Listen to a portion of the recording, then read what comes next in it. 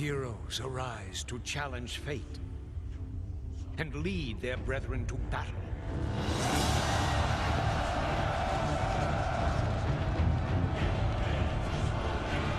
As mortal armies rush blindly towards their doom,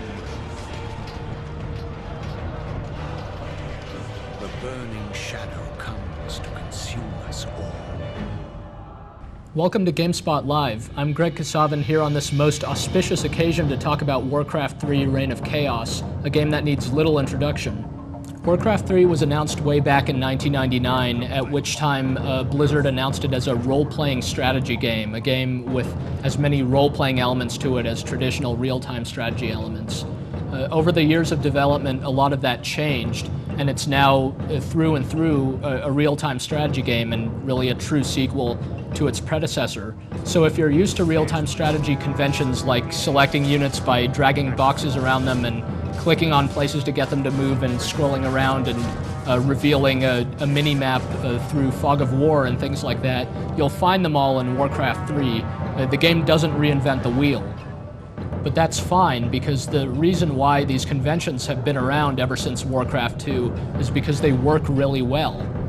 Warcraft 3 does introduce a number of interesting, if maybe subtle, elements on top of some of the conventions, and these things all work very well in practice and make Warcraft 3 an interesting game from start to finish when you play a skirmish match. In particular, one of the things that Warcraft 3 does is make the maps themselves a lot more colorful, have a lot more action going on around them besides just you and your opponent trying to duke it out. Maps will have computer-controlled characters kind of lurking around, and you could go off and fight them and gain experience levels and find artifacts. This is totally separate from attacking your opponent. In fact, the game really encourages you to get out there very early on in a match and start fighting, start exploring the map, start fighting some of these computer-controlled creatures, and level up your hero characters, which is another new addition to the game. You have these hero characters that are much more powerful than the standard unit, and they gain levels. They can carry items that improve their powers and their abilities, and as they gain levels, they gain powerful abilities of their own, so they bolster all your forces, and they're very useful to have in the middle of a battle.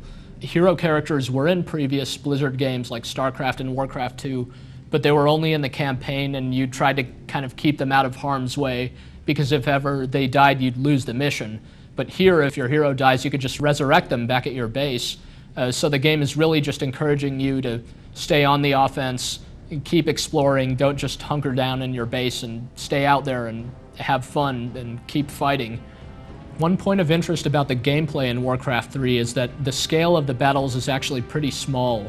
You don't control that many units at once, so even though you're technically commanding the Orcish horde, it's not really a horde per se. You control maybe a dozen units at a time, slightly more than that, and the population limit that you could have is really quite stringent. And as you get closer to reaching the maximum population limit, the game rolls out what's called the upkeep system, where you start to earn less resources per trip. So basically the game is encouraging you to have as few units as possible at any given time. That might seem really confining at first if you're used to other real-time strategy games where you amass units. But in Warcraft 3, really the point is to control your units meticulously and to really use strategy in order to win, as opposed to just throwing tons and tons of units and overwhelming your opponent. But aside from all that, the game does follow some of the basic conventions. You build a base, you gather resources, wood and gold, and you basically try to upgrade your units and get a mixed force together and take them against the enemy and destroy his base before he can do the same to you. You can do that in either a custom game against the AI or go online and play against other human opponents.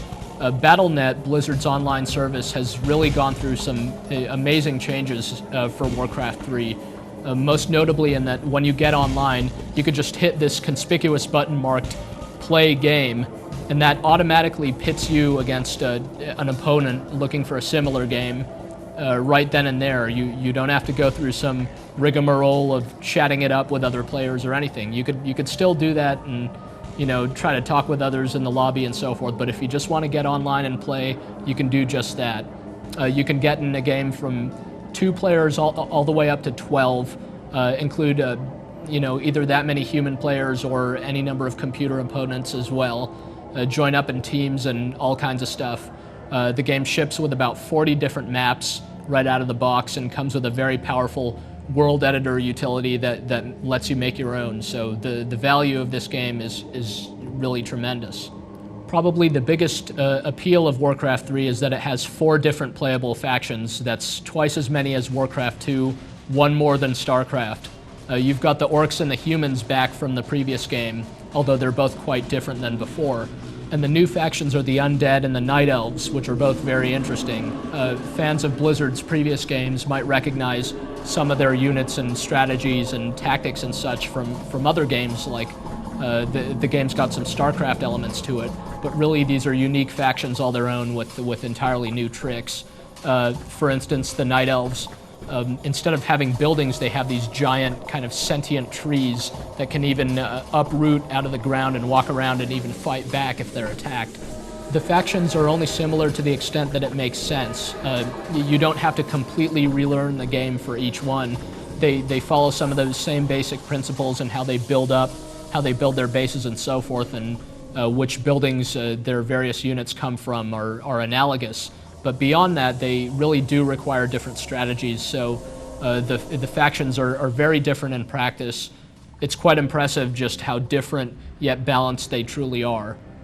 Blizzard's revealed a lot of information about Warcraft 3 over the years, but one thing that it's kept pretty secret is the details about the campaign.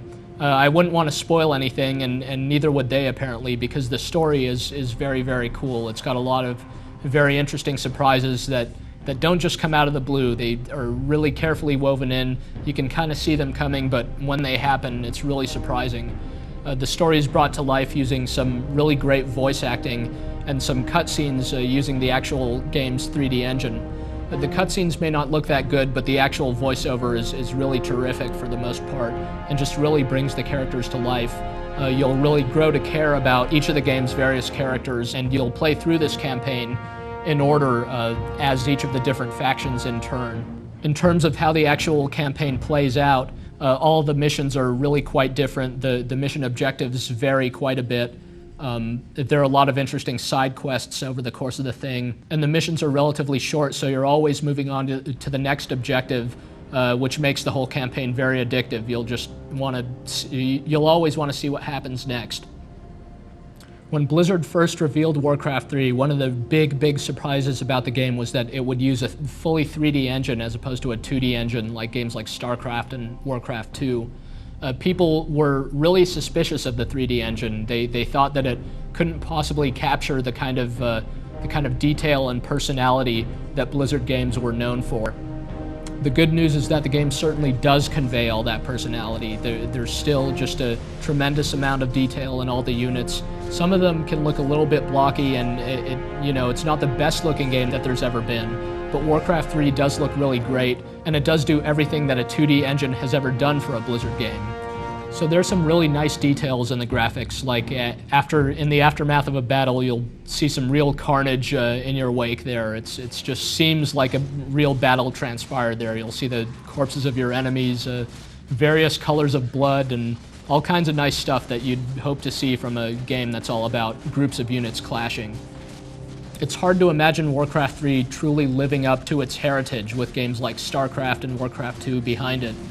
But in actuality, that's exactly what it does. It's at least as good as those games before it and introduces a number of really interesting new features that should make fans as well as new players really interested and just they'll stick with Warcraft 3 for a really long time. They'll be playing on Battle.net, so will I, and maybe I'll see you there.